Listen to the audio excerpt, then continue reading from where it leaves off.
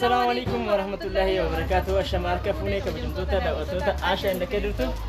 إذا كبجمتوتا دعوتوتا كنا أرى دبنا دفنة جرجس كذا كبجمتوتا دعوتوتا كنا أكما بيك كم أرى مشا باي بريدة تي مشا بريدة تي نفا هاوي كبرنا دفنة جودا. كبجمتوتا دعوتوتا كنا هاوي مشان إسي يرو ديرا نبرة توري جرا يوتي كاتي جرا مشان جماه جرا جا أولين ترى.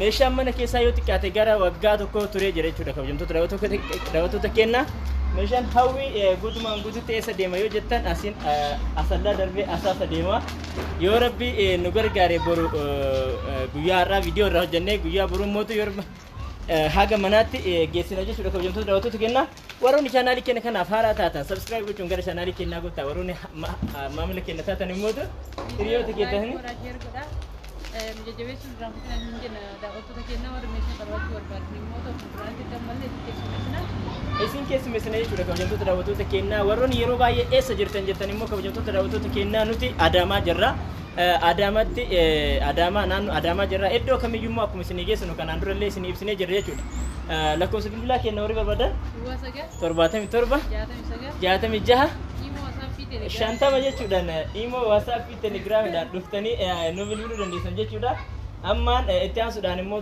aashaan gatii meeshaalee kana doolaa warraa deebisiitiif istaandii qabdi asiin immoo ammallee meeshaa mana keessallee qabdi jechuudha kabajamtoota daawwattoota kenna haga dhumaatti isin aashaan isinitti himte jechuudha. Hayyee daawwattoota kennaa amma tokko meeshaatiin gatii isaa isinitti himaa gadhuma viidiyoo kennan wajjin turuudhaan sheer laayik sabskiraayib gochuun irraanfatinaa viidiyoo gabaabsee isiniif himaa laayik godhaa viidiyoo isiniin jedha rakabooti abbaa gadaa qarshii 4,200 yeroo ammaa kana siinii jaha qaba asitti immoo maashina bishaan ho'isuutu jira gatii amma ittiin jiru isinitti himaa meeshaan hawwii turee jira gatii duraanitiin garuu amma meeshaa gatii ammaatiin isinitti himaa jechuudha maashina bishaan ho'isuu 2,800 sufraa nyaataatiif qabuna qabdi akkuma argitan kana sufraa akkam bareedu kana furdaadha kuno akkuma argitan kana kun kan nyaataati baay'ee bal'aadha daawwattoota kenna gatiin isaa qarshii 2,600 yeroo ammaa kanatti kan nyaataatiif qabuna walirratti jechuudha kabiraammoo asitti maashina shunkurtiitu jira maashinni shunkurtii waa hedduu qaba isa mabraati yoo badarkaan dalagu qaba mafaaqa kaarotii qaba yeroo hunda wajjin dhufu garuu yeroo tokko wajjin dhufa isa killee boora fadhiitti addaan baasan qaba albee kunoo asitti lama qaba asitti immoo kan quraaliitti waliin mayitan qaba asitti immoo tuyyuka shunkurtii keessaa ittiin baaftanii fi maanka lammataa kun immoo jaha jechuudha albee abbaa jahaatiif abbaa lama qaba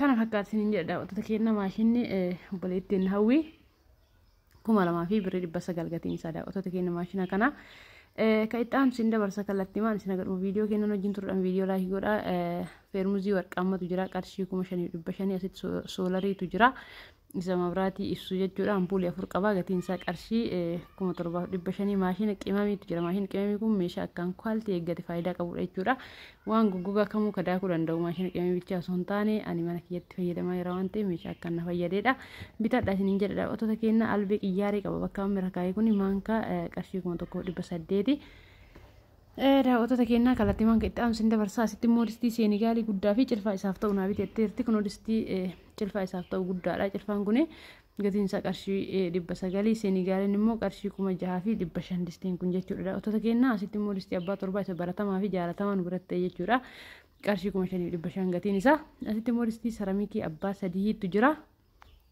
distiin saramikii abbaa sadii qarshii 8,500 giloobaal sahaanii qarshii 5,500 yeroo hedduu baafnanii beeytan jechuudha asitti immoo siinii tanatu jira siiniin tun gizee tokko ni baddi gizee tokko ni deebite jechuudha daawwattoota kennaa ta'ananii ta'bunaa ta'sukkaara qabdi jechuudha akkuma argitan jabanaa guddaa kana qabdi gatiin isii yeroo tokko qarshii 3,800 gizee 4,200 mallee galtuutu jira akkas siniin jedha asitti immoo maashina buna akaawutu jira daawwattoota kenna maashina buna akaawu kun buna bichaa osoo hin taane wanta goggogaa waan isin akaawuu barbaadan kamuu isin akaawuu danda'a jechuudha osoo isin ifaajin itti bantanii biraa deemtanii gizee xumura innuyyuu hin dhaaba jechuudha ooniif ofii qabaa itti dabaluu dandeettan irraa qannasuu dandeettan haayilii mabraatii jechuudha meeshaa akkaan namatti toludha daawwattoota kenna wanta takka akaawuudhaaf bira dhaabataan ooltan jechuudha kunu akkuma argitan kana mabraati sakkaatanii itti bantanii biraa deemuu bichaadha ofiin zooraa ofiin akaa'aa ni beektan mana maadaamii keessa yeroo baay'ee ni jira gatiin isaa qarshii 8,500 kan biraa immoo daawwattoota kennaa asitti maashina dhiifama maashina isiniin jedha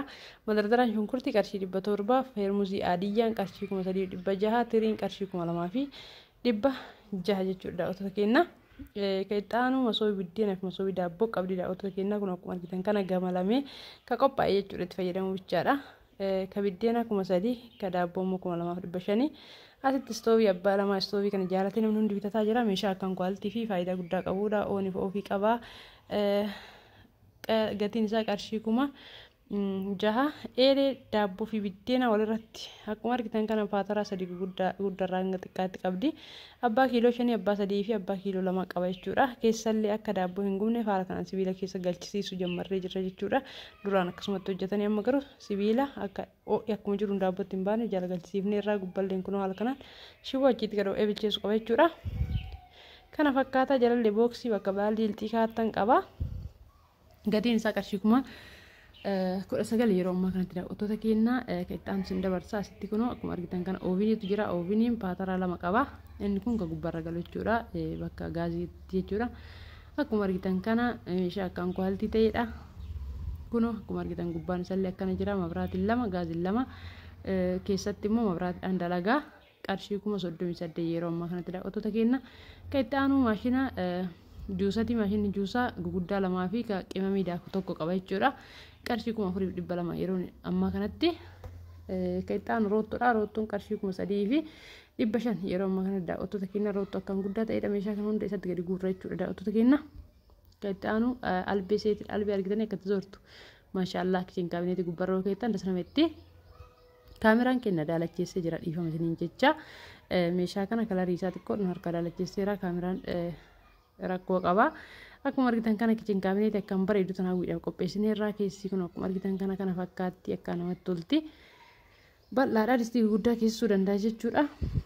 Gubbaan immoo meeshaa babbareedullee yoo keette kun mul'atee akka das nama jedhuuf jechuudha. Mastaawatii qaba akkuma ajaja isiitiin hojjennee fi irraa masaabaa guguddaa kana qaba. Kushiinaa nama kamii keessattuu kichin kaabineetiin barbaachisaadha isiniin jedha daawwattoota keenyaa. Gatiin isii qarshii 40,000 hojjetamte. Sababni gatiin isaallee xiqqoo ol ka'eef gubbarra ka gale kuni akka bishaan keessa gadi hin seenneef isa kalaqalu ni beektan mana maadaamii hunda keessa jira. Bishaan akka itti gadi hin seenneef akka isin harkaan ta'u laachisne namoonni kushiinaa keessa ga'ee bishaan hin jiru waan ta'eef isin fayyada jechuudha. Daawwattoota keenya isa kana irra galchuun irra hin galchina akkasina hojjedha nama jedheefillee hojjetamuu danda'a rakkoo hin qabu. Kana fakkaata. Kaittaan immoo daawwattoota keenyaa kadiirtu isin ibsaa yeroo kanatti addaan kutee sababni isallee dadhabee addaan kuteera.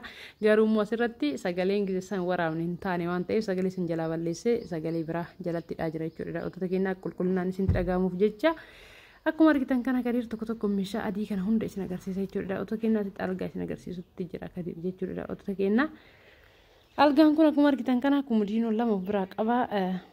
Yeroo hedduu namni hundi jaalatee filatee hojjechiifataa jira. Warri immoo qalamii biraatiin barbaadan ni danda'ama. Qalamii kamitti isin jijjiirree qalamii isin jijjiirtan isin barbaadan isin dibuu danda'ama jechuudha. Daawwattoota keenyaa akkuma argitan kana Itiyoophiyaan isaatu irra bayamellee gadi hin jedhu xankaaradha jechuudha. Daawwattoota keenyaa waan isin beeku qabdan namoonni tokko meeshaa gatii ni waddachitan warri jettan wanti gatii isaa dabaluuf meeshaa kwaaltii irraa hojjenna. Daawwattoota keenyaa tokko isaatiin MDF tokkoffaa fayyadamna. Daawwattoota keenyaa qalamii isaatirraa hunda isaatirraa kwaaltiidhaan hojjetama isiniin jechuudha. Barbaade kana beeytanii bitachuu qabdanii akkuma argitan kana kadi tasriyaa isin agarsiisaara. Tasriyaan tun akkuma argitan kana diizaayinii bareedaa qabdi. Namoota hedduutu jaalatee ajajataa jira jechuudha. Qalamii biraatillee dibamtee isin dura baatee beeyti qarshii 17,000 galteerti. Yeroo ammaa kana diizaayinii hedduu qabdi. Ogeessa yeroo hedduu tursiifte jechuudha. Finishiin kirisillee akkuma sani asitti immoo dolaabatu jira. Dolaabni kun abbaa balbala afuriiti. Balbala tokko irratti mastaawaatiin agalchaatti irra galchinee fi jira jechuudha. Daawwattoota keenyaa gatiin dolaaba kana qarshii 30,000 daawwattoota keenyaa asitti bakka uffata itti fannifamuudha. Bakka uffata itti daradaran qaba. Mastaawatii duubarraa qaba. Masaabota adda adda qaba. Uffata ofii uffattee geessitee haala kanatti ulaaluu dandeetteetti jedhee isintti baara gadi jechuudha maashaallah. Masaabota illee kun akka masaaba guddaadha. Keessaa kana fakkaata akka uffata dachaaftanii daradartan bakka koonfartiitu jira kun akkuma argitan kana keessa naquu dandeettanii. Gatii isaa isinitti himee jira. Viidiyoo laayikii gochuun irraanfatina. Sheer walii godhaa warra bitachuu barbaaduuf. Asitti immoo teessoo TV akkaan bareedu taattanutu jira. Teessoon TV tun gatiin isii qarshii 28,000 keessa kanatti waan babbareedu keettanii televezyiina garaacha kana keettanii itti fayyadamuu dandeettan akka barbaadanitti akkuma argitan kana kunoo hedduu namatti tolti. Asiin dura illee hojjetaa turre garuu immoo haala dibaa qalamii isiitu xiqqoo adda akka ta'edha. Akka filannoo isiitiin dibnee fi jirra. Ananatti bareeddeerti warri isinti bareeddi. Haala kana iskiriinshot gootanii nutti as erguu dandeettan jechuudha. Meeshaa hundaa walirratti iskiriinshot godhuu dandeettanii kan barbaadan bichaa keessa iskiriinshot gochuu dandeettan akka fedha keessaniiti jechuudha. Hunduyyuu kunoo kana fakkaatti istaandiin baay'ee bareedisanii jechuu barbaadeeti daawwattoota keenya. Haga viidiyoo biraatiin walitti deemnu nagaan nu turaa daawwattoota keenya. Assalaamu alaikum warahmatullaahi wabarakaatu.